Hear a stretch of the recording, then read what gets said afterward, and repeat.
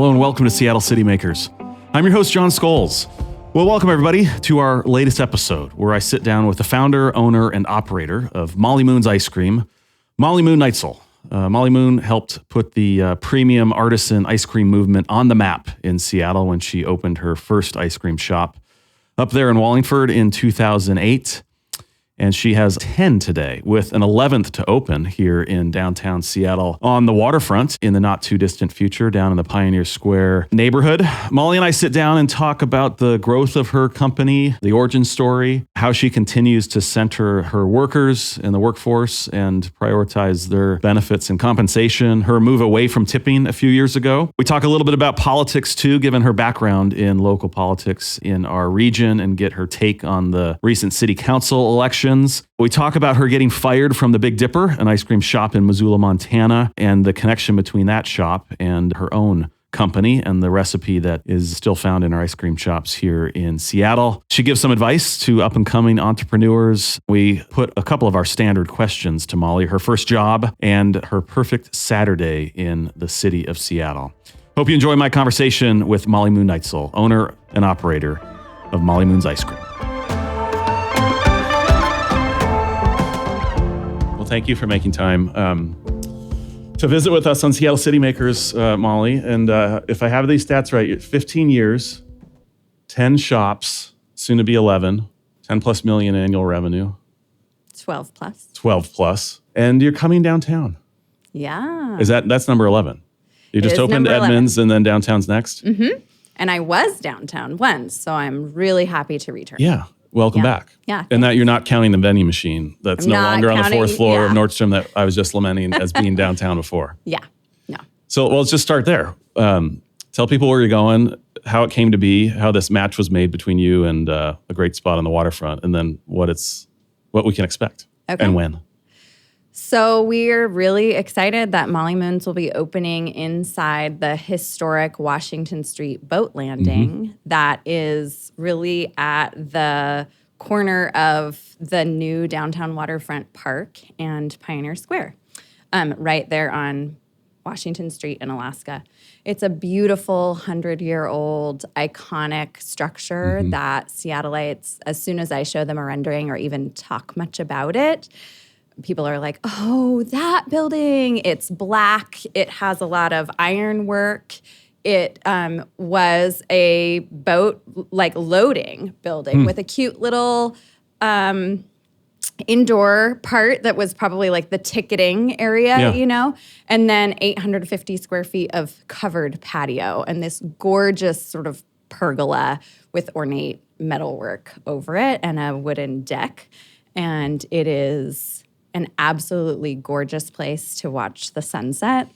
I think many ice cream eaters will get engaged there, is my hunch. It looks like the kind of place you should be able to get an ice cream from. Yes. Yeah. It just has that vibe, even though, as you said, it served other purposes in its past. Yes. Yeah, it's served a lot of purposes historically, and then it's been vacant for a long time, just standing there, and then it was actually taken off the waterfront and historically preserved and brought back. I didn't know it was removed. Oh, yeah, it was removed in 2016 or 15 and totally historically preserved and then, trucked back and craned into place right in its original spot. So I feel really lucky. My mom was the state historic preservation officer for the state of Idaho. So I have a soft spot in my heart for historic preservation and doing historic buildings justice. And a lot of Molly Moon's locations are in historic buildings where I've really tried to make, an ice cream shop is a great place to be in a historic structure because Americans have been eating ice cream forever. And you'll be right on the beach there too. So you'll be able to get an ice cream. Yes. And go sit on a little log on the restored. To Habitat Beach. Yeah. Yeah. And so we imagine families, walking or biking the waterfront trail. And I know for myself, I have 5 and 10-year-old daughters being like, you guys can make it. We're going to get all the way to ice cream, reward. Which is kind of the furthest south, interesting point in the new park. Yeah. And so ice cream and the beach, a rocky, classic Washington beach right there. It's a great combo. And then there are going to be some amazing play structures too for and your then kids and others to play on. And to the playground at Pier 58 and all the like big swing sets along the way. So when do you expect to be open? And did they find you or did you find them? How did the match get made? So the city put out a request for proposals. Oh, that's right. They were seeking tenants. February. Right. And I think about 47 businesses applied, responded to the RFP. And it was like quite a process, a lot of work. And we were selected by Friends of the Waterfront who are sort of our partner and will be managing the location. So that was like a total honor. I think I was in San Francisco at the time that we found out, and I was, jumping up and down and screaming and so excited. That was last April. So since then, we've been deep in the process of the many, many permits and permissions that will need to be in this historic site. So normally, we need 2 big permits to open an ice cream shop in Seattle or King County, like a building permit from the city and a health permit from the county. This project is taking 9 permits and permissions from different What are the other 7? authorities. I actually can't even tell you all 7, but we need permission for every little detail from the Pioneer Square Historic Board. And then you're close to the shoreline. We're over, the building is actually like hangs over the shoreline, so there's a substantial shoreline impact permit. And then sounds like there are 3 more I can't even think of right now. But the salmon have to sign off. The salmon need to, finish what they're doing this fall. That's very important. And then turn their attention to the bureaucracy. It all makes total sense. But I can't answer when we'll open because I have no idea how long some of these. I've been told that the substantial shoreline impact permits have taken up to 2 years. Mm-hmm. Well, hopefully you beat that. We will hope. Yeah, fingers crossed. So I always like to, with some of our great entrepreneurs, go to the origin story because I think we take for granted that maybe we don't fully understand it. And there's a lot to learn from it still. And I'm sure you've told it so many times, but for those that don't know it, the little that I know of it is you were working 4 jobs in 2007 at $42 in your bank account, and you took a credit card to buy a trip to San Francisco to go pitch a business plan. Yeah, that's a good part of the story. And then what happened? Well, I'm going to back up just a tiny bit and say my origin story is really about my grandfather, who I grew up in Boise, Idaho. And my grandparents owned a hotel at one time. I wasn't around for that, but then a bar. And so I grew up, I really learned small business via osmosis from being dropped off at 8:30 a.m. every morning, almost every morning of every summer of elementary school, to be watched by the grandparents while they cleaned up the bar from the night before. So I watched my grandma do the bookkeeping. I watched my grandpa refill the liquor bottles and cut the fruit for the afternoon and kind of get the business ready. And my grandma would let me pick up the change that people had dropped out of their pockets before she vacuumed the carpet of the bar, if you can imagine. But she taught me how to roll all that change into penny rolls and nickel rolls and dime rolls. And my grandparents helped me open a bank account at the bank where they made the daily deposit. And so my grandpa would pull up in his Cadillac and put the bank bag in the deposit and then pull 3 feet forward and roll down the back window. And I would make my deposit. And when I went to college, I paid for room and board for my freshman year with that money from the bar floor. Wow. And so when you were around your grandparents, did you think, I'm learning things that I might apply later in life? Absolutely not. Or you're just I'm having a good time with my grandparents. Just being a kid and rolling pennies. Yeah. But after we went to the bank, we went to the grocery store because for some reason my grandparents needed to go to the grocery store every day after lunch or before lunch and get 3 things. But my grandpa and I got an ice cream cone every single day before lunch at the counter in the grocery store.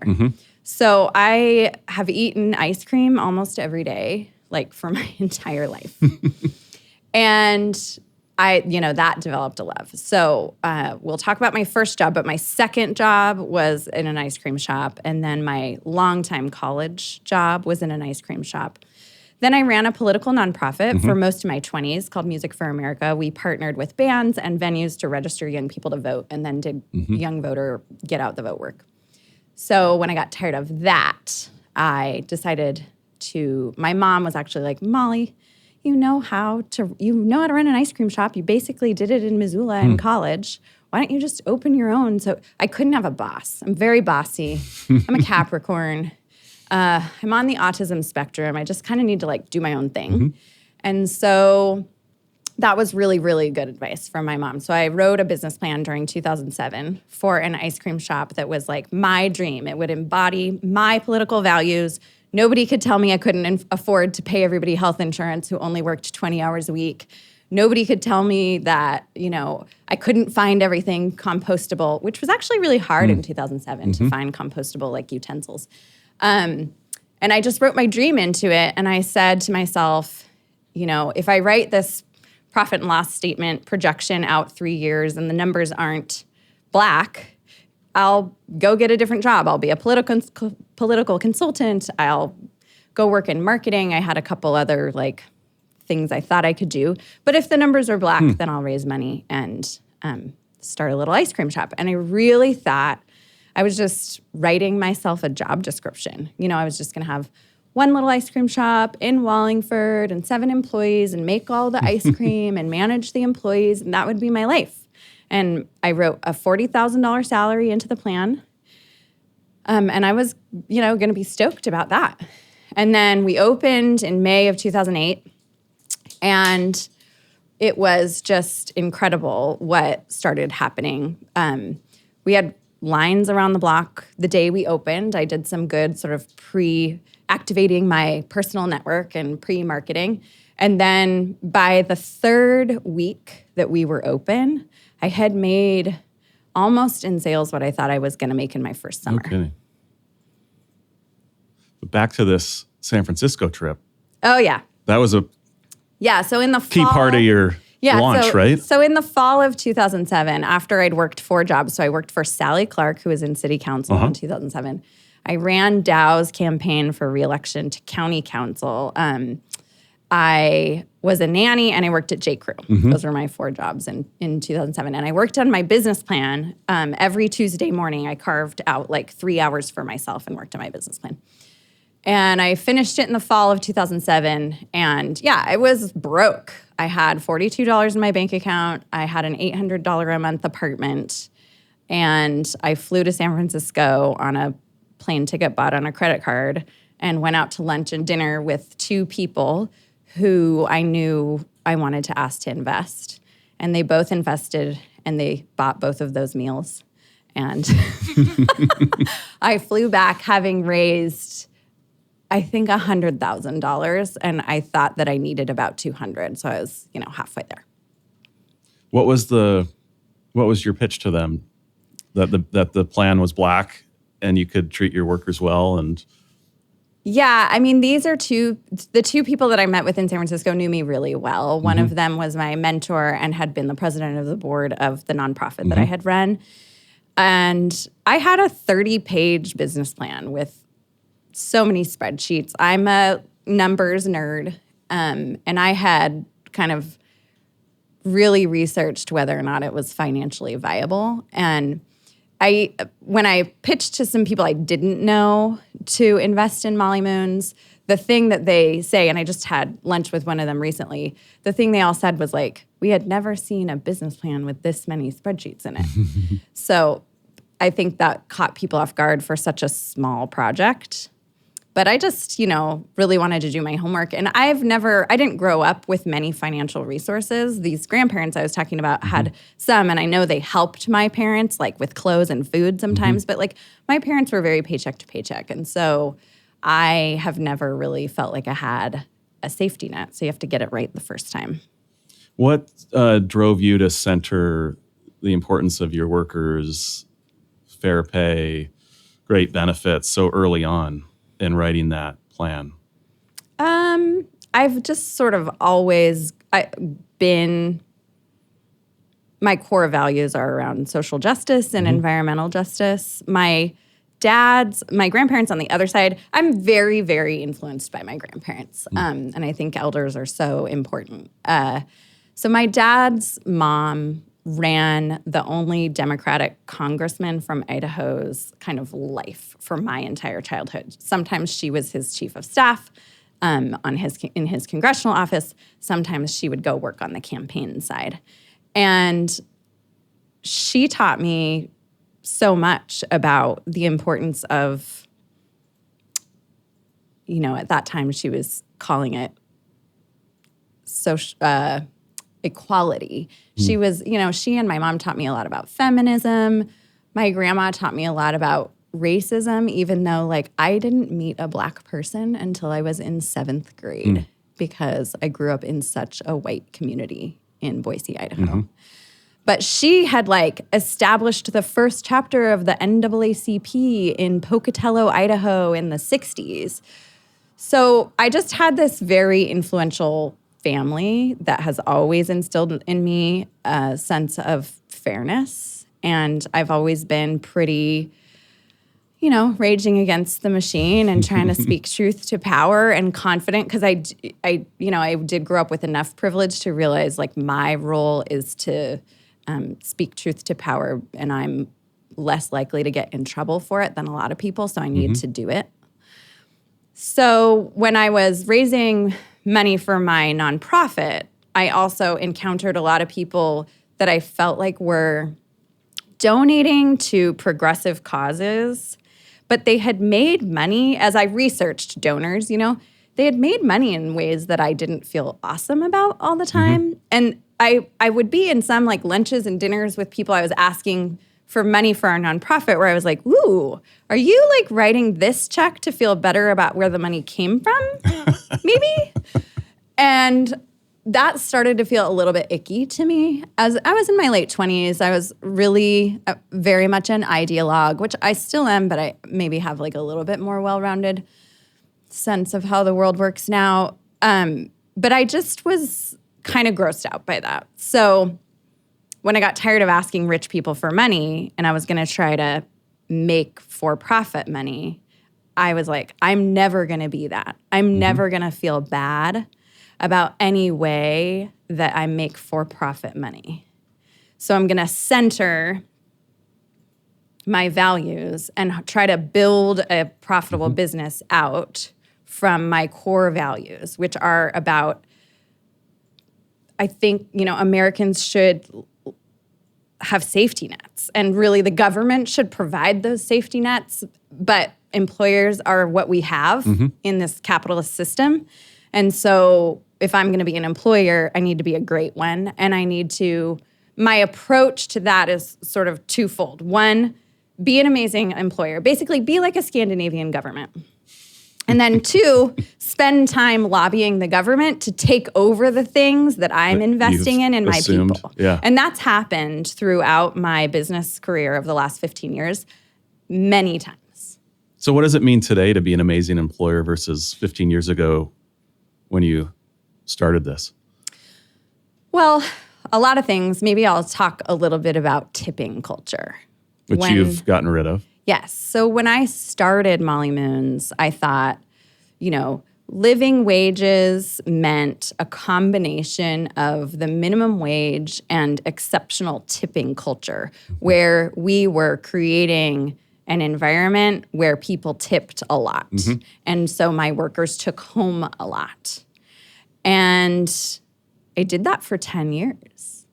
And when Square and these other sort of point-of-sale systems came on the scene, one of their sales pitches to small businesses is let us show you how to trick your customers into tipping more, which puts more money in your employees' pockets that doesn't have to come from you. And I realized in 2018 that there are major winners and losers in that game. And it was getting more and more extreme. And a fair amount of irritated consumers, it appears. Irritated consumers. I think now consumers are irritated. I don't think consumers were as irritated 5 years ago. Yeah. But what I was seeing, what we were seeing on the back end, was the inequity of, kitchen staff versus customer service staff, but also the inequity amongst the customer service staff if you were big-bodied or you were skinny, if you were black or white, if you were a girl or a guy, if you were non-binary. Like all of those factors And you can see all ended that up data, I impacting presume. people's take-home pay. Yeah. And we saw all that data from all the years of, tracking tips really closely. And I have this amazing CFOO, we call her finance and operations, Denise Brown. Just want to shout out to Denise. I couldn't do my life without her. And she just did so many financial models of and showed me the data of like this person makes $4.79 less than this person, even though like all these things are equal, but what they look like to the customer isn't equal. And tips were pooled among teams. We tried a million ways to see if we thought tipping could stay in our model. And ultimately, we couldn't feel good about it. And I couldn't sleep. So we blew the model up and we raised everybody's wages and we went pay transparent so everybody could see everybody else's wages. So people making less could see like how to get to more. And it was a huge project. And I think it's really, really paid off. Now our employees, they have a really clear pathway to wherever they enter our company at whatever pay basically what we say is if you work hard and you do every career pathways program, which is our sort of training for your next promotion program, and you stay at Molly Moon 7 years, you can make 6 figures. And you can graduate high school or not. So they know what it takes and what they can earn and expect. Right. I assume you had to raise prices as part of this transition as well? Yes. In early 2000, like January 1, 2019, we raised prices about 10% and took away the option to tip on all the square screens. Did you have some employees that fared well through tips that were resistant and opposed to your new model? Yeah, scoopers who worked only Friday and Saturday nights lost the game. Good gig. Right? Yeah. And so we had 4 employees. I sat down and had coffee with 88 employees in the fall of 2018 to explain this change. And I had a handout for them that showed their wages for the last year, how many hours they'd worked. These were individual? Yes, meetings. individual coffee 88s. dates. Yeah. One-on-one. This is about your pay. Not an ice cream This date. is not in a group. No, it was coffee. Okay. And there were 4 people for whom on this spreadsheet we showed you're going to make less money next year. That's just the way it is. And these were scoopers, not shift leaders, not assistant managers, not managers, scoopers. So our entry-level job who pretty much just worked Friday and Saturday nights. And their hourly wage was going to go down. 4 of them significantly. So what we did is we said, we're going to give you a raise for 4 months. And you have 4 months to complete career pathways to become a shift leader. And then you will not be making less money than you were under the old tipping system. And you will have a pathway to management training under your belt. And they all took us up on it. Because you provide an opportunity for new skill development, new role. Right. Have you had others in the food and beverage industry in Seattle sort of come to you with curiosity of how you have done this in a way that appears to be very successful as you're continuing to grow and your revenues are up and you're adding locations? And I haven't had anybody come really sit down with us and be like, hey, show us the spreadsheets of how this worked. And I would totally do that. I've had probably 50 conversations with other business owners over the last 50 years, many of whom eliminated tips and then brought them back. So it's really hard. And it has not been without its challenges for us. And I will say that as we've experienced like scooper and shift leader turnover over the last 5 years, we do have to really help the current teams understand why we're tip-free. Mm-hmm. But once we really just sit down and explain it and show, again, the racist and sexist and discriminatory wage differences that we saw and have data for from 2018, our employees work for us because they share our values. Mm-hmm. So once they hear that, they're sort of like, okay, cool, I'm good. Does it make it easier or more challenging for you to recruit, you think? Easier. Easier. Yes. We hire like between 75 and 100 new people each spring for the season. And then some of those people stay through the next winter. And some of them they're all just hired as seasonal employees. We got like 600, 650 applications for those jobs. Mm-hmm. And we never have a problem filling our roles. So going to the ice cream specifically, you scooped in college. Yeah.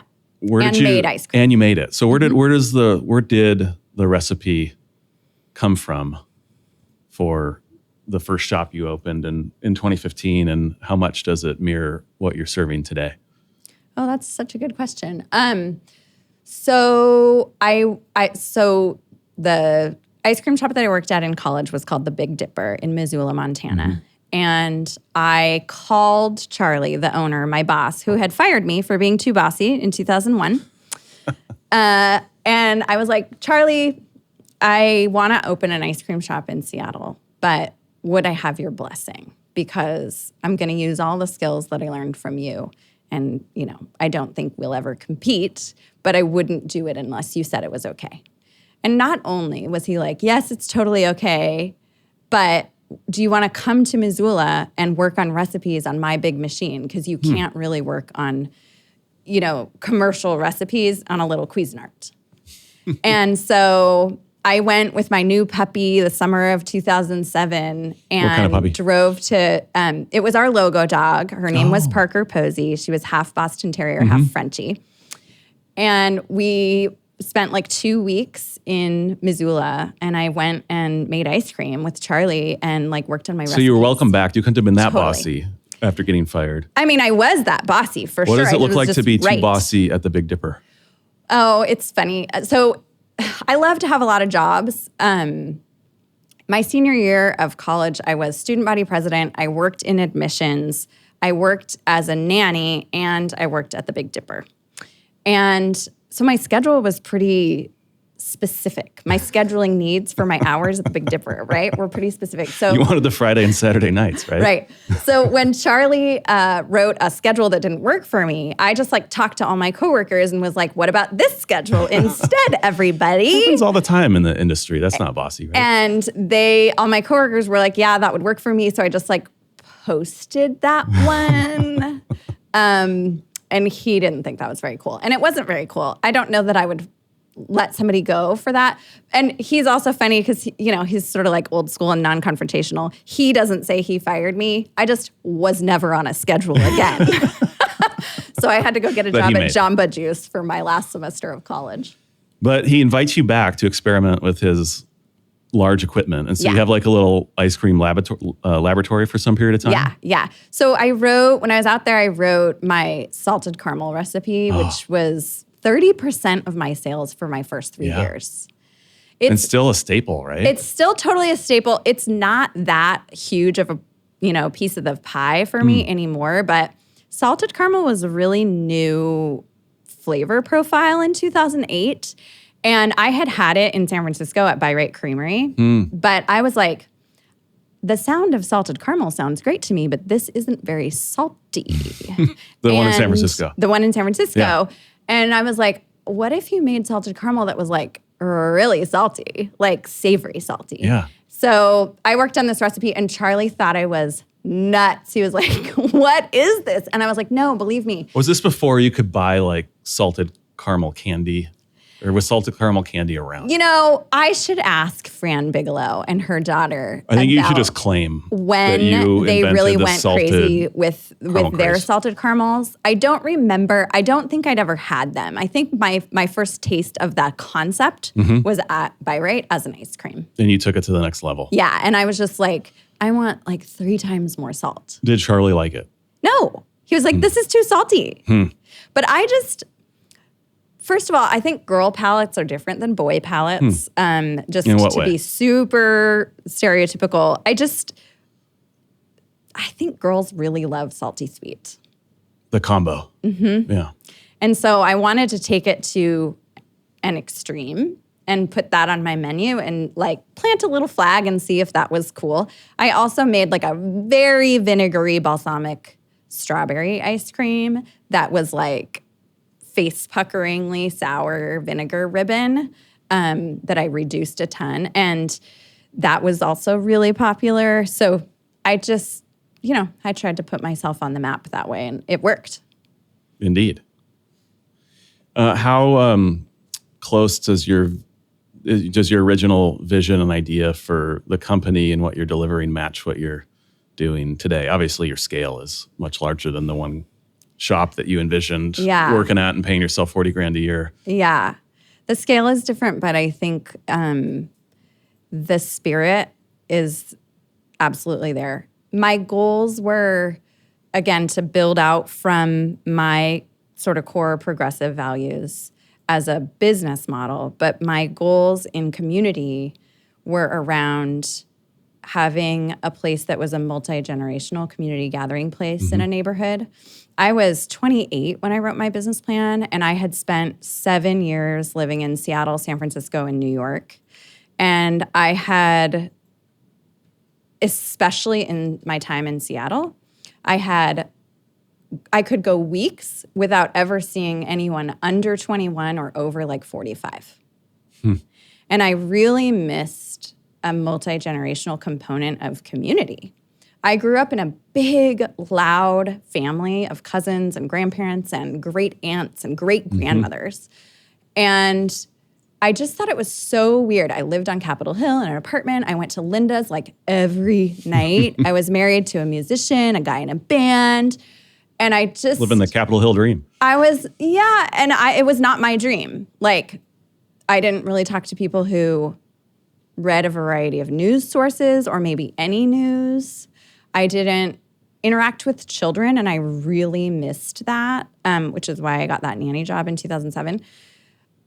I just, the human experience is not between the ages of 21 and 45. So Molly Moon's was this place where I wanted to see everybody. I wanted to see 2-year-olds and I wanted to see 82-year-olds. And that was true from day one. And my other sort of in-community goal was I was so tired of spending like every night hanging out in bars or like going on dates and just going out to a bar. And what I wanted out of a date was to like make dinner at home or go somewhere casual for dinner and then walk and get an ice cream cone. Like that is the perfect date to me. And there really were no ice cream shops in Seattle. There were like Baskin Robbins. There was this weird place on Broadway called Ron and Jerry's. I don't know if anybody remembers that. But there wasn't a place. And the Baskin Robbins, and there were a couple Ben and Jerry's too. They were bright fluorescent lights and like white Formica and primary colors. And they weren't a place that you would want to go from like You'd want to spend dinner like where 2 he minutes looked cute inside across too, the right? table Right. to like, Too much lighting. bright light. You want it to be a continuation of the evening. So that was a big goal for me. So you saw ice cream as this like unifier of young and old? Yeah, ice cream it has been in a first place tie for America's favorite dessert since 1900. What's the other one? Chocolate chip cookies. Chocolate chip cookies. And you see this, like I go by your shop across from Cal Anderson. Like if you go by there in the evening, summer evening or any evening, and you see just the diversity of people inside, outside, Yeah. in line. And Yes. and there's maybe a few other places on Capitol Hill that will deliver that, but not many still. Capitol Hill is a really hard place to experience like multiple generations at once. Yeah. The park across the street, Cal Anderson, you see it. But Seattle is too. And Seattle has the second lowest kids per capita of any city in the nation, second only to San Francisco. And, you know, that's tough for people who love kids. Yeah. Or have kids. So can we talk politics? Sure. Since it's in your background and you're still actively involved in trying to influence rights and laws and policies that benefit workers. We're a couple of weeks out from the most recent city council elections. What do you make of what voters said and sort of where we sit today in Seattle? What's your thumbnail on the election and what was decided or not? I think overall Seattle is just in a place of deep thinking about, and I think Americans are in a place of deep thinking, I hope the rest of America is too, about where our values, our core values and beliefs meet the pragmatic sort of factors in running a city, and a city that is growing so much and is changing. I feel like since 2008, probably, Seattle has just been in this huge push me, pull you battle with itself. And we're still in the middle of it. So I think, you know, I'm always optimistic for a new council, but I wouldn't want that job. I mean, I think it's going to be a very, very difficult, it's still just going to be a very difficult few years for the council and for the mayor to work with the council. I've liked a lot of what I've seen in the last year happening in Seattle, downtown, and in our parks, feeling, you know, safer for everyone. I have hope that we'll continue to build capacity to house people. I think the folks who were just elected share those hopes, and, you know, it's really like, can they make a budget match what they want? And it seems like a nearly impossible game to play. I'm so glad I'm not responsible for that. You've not had thoughts of running yourself with your background in politics here in the city? I have always had thoughts about being an elected leader. And I have lived my entire life thinking about that in the back of my brain. And have made life choices based on wanting to be electable, to be honest. I will never run for Seattle City Council. It, like I said, sounds like the worst job ever. There are other offices I'd like to hold. But you're leaving the door open to other opportunities. Yeah. I think when I was really young, I thought by now I'd probably be running for office. But motherhood changes everything. And I have a 10-year-old with autism who needs a lot from me that's different from what I maybe thought motherhood would look like. And then I have a 5-year-old who's just like kind of in the beginning of, she just started kindergarten. So doesn't feel like the right time for me to enter that kind of public life. I also feel like I never could have imagined the life-changing opportunities I get to give people as an employer. I mean, it almost brings tears to my eyes thinking about the ways in which I have impacted people's lives and their families. And like, I have interrupted generational trauma as an employer. I feel so honored to be able to play that role in people's lives. And I feel like I'm doing work that is impactful for, 100 to 200 people that will have ripple effects in our city for generations. It's not the broad policy work of an elected official, but I do that in other ways. I do spend about, between 10 and 20% of my time on lobbying stuff. So influence in a different way, more personal way. Yeah. Too. Yeah. I mean, when you can really look at a group of people and design how they are compensated and what financial incentives they have to make family choices, I mean, that's powerful. And from the beginning, you were very conscious of wanting to treat your folks well. It sounds like, though, the impact and influence you've been able to have, obviously it's related to the scale of, you thought you'd have 7 employees in Wallingford. So maybe influencing people's lives and their families and their opportunities wasn't front and center. But is that just sort of grown, your appreciation for what that has meant to you has grown as your scale has increased? Yeah, I mean, when I hired those 7 employees, they were, I think, probably all under 25. And I went to the Vera Project and was like, who wants a job at an ice cream shop? But one of the things I'm most proud of now is how many parents I employ and how I've affected their children's paths in life. Mm-hmm. And I never could have imagined that. And that became really important to me as I learned more about the economics of having children. It's really hard in Seattle. Mm-hmm. So you're not running for city council. You're not running for mayor anytime soon. If you were mayor for 2 days, Boy. What are you doing? What are the acts, the actions, the executive orders, or the legislation that you'd propose, recognizing the council? Not on the list of questions. The council would have to adopt it, right? But what's the move you're making?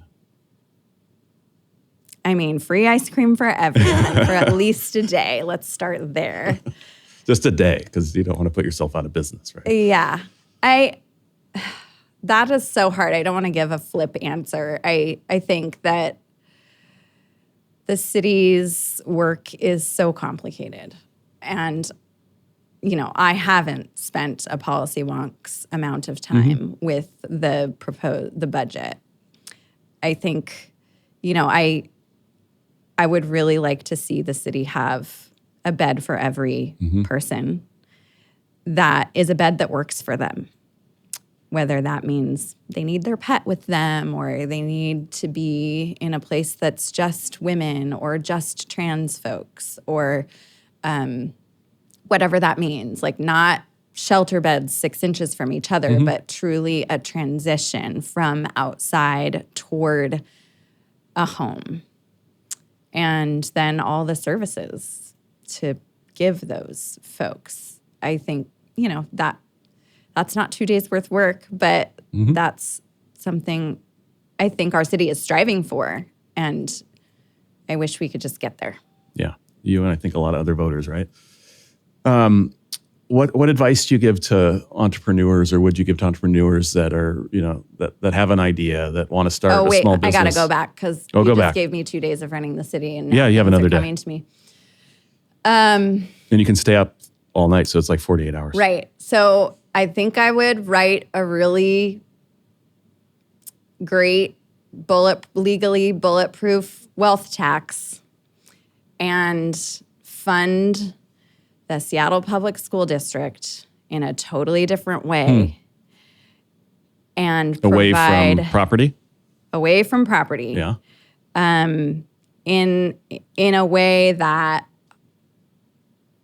creates smaller classes, that funds the special education program in Seattle Public Schools enough or more than enough so that kids who have IEPs and 504 plans are getting their needs met by Seattle Public Schools, and all the kids that don't are not negatively impacted by the lack of resources for kids with IEPs and 504s. I really see that as, one of the main problems in Seattle Public Schools. And I wish that our school system in our city was a crown jewel and a total shining example. We have the brains in Seattle to make education incredible, and our school district is not serving a lot of kids the way that I wish that it was. Yeah, sure seems like the kids who need the most get the least in Seattle. And I'll lobby you to build a downtown school if you get that gig for 2 days or more as the mayor. Okay. We need a public school downtown. Agreed. K through 8. Yeah. So what advice are you giving entrepreneurs that may come to you and say, hey, I got this great idea. I got this business plan.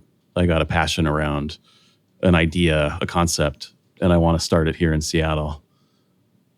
I have some standard advice. I get asked so often for advice from new entrepreneurs. I think my standards are like, don't start a business right out of college. Go have a boss and have a few bosses and see what a good boss feels like and a not good boss feels like, because that ends up being really important later.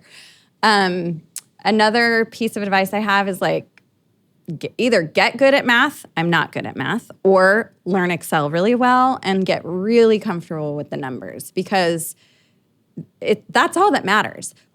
You can want to do amazing things in the world, or you can have this great product or whatever, but if the numbers don't work out or you don't understand the numbers, you'll never be successful. And I've seen a lot of entrepreneurs with beautiful slide decks that have almost no numbers in them, and it makes me so scared for them. So you have to like math, is what you're saying. You don't have to like math, but you need to math. Know how to just really run a P&L. And you can't leave that up to someone you hire. Those are my two big pieces of advice. And then, my values are all around, you've got to build any company you start from how you treat your people. And build the part of the P&L that's around labor and compensation and make that part really work and build everything else out from there so that you can be sustainable. And it'll just save you a lot of headache too. It's really hard to fix an HR reputation, and it's really easy to just do it right the first time.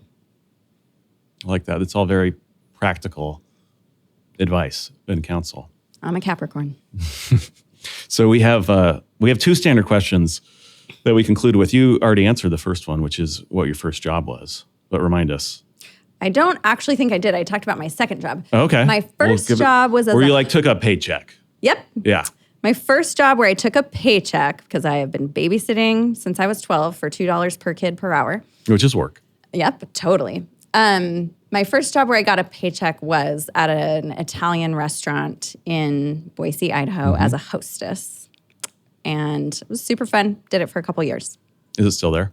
It's not still there, but it was, and I was trying to think of the name because I knew that this question was coming, and I don't even remember the name, but it was a great restaurant, and it was the place that my grandma took me to when I was 9 to teach me table manners. It was... White tablecloths? Yeah, white tablecloths and kind of fancy, and I learned to pull a terrible espresso shot on the espresso machine there.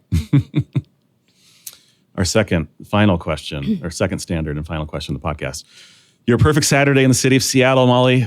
Yeah. You get to design it. What are you doing? Yeah. I think about this a lot because I'm sort of someone who thinks about extremes. I think of the worst and the best all the time.